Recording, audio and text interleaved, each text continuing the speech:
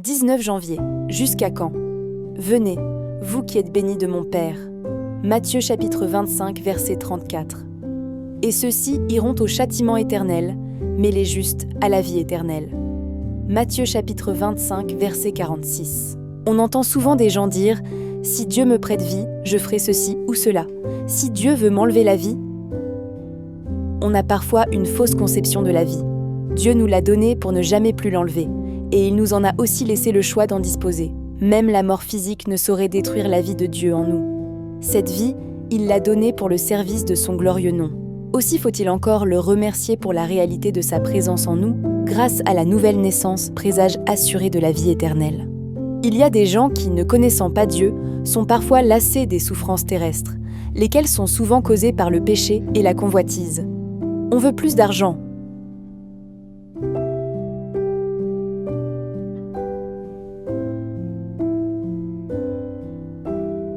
Ou une autre maison. Sinon une autre femme, et l'on se querelle pour obtenir ces choses, demeurant sans cesse dans la convoitise.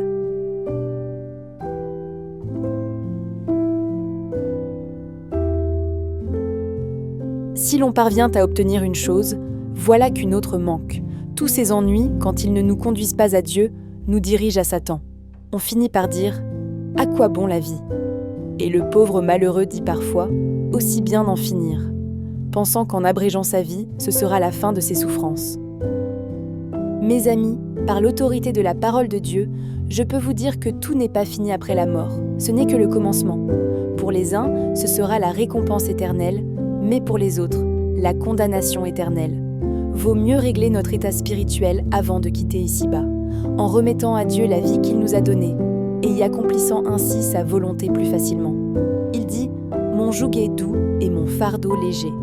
Matthieu chapitre 11, verset 30. Jusqu'à quand souffrirez-vous loin de la face de Dieu? Pour l'éternité? Ou jusqu'à quand jouirez-vous des délices devant la face de Dieu? Pour l'éternité. Quel est votre choix?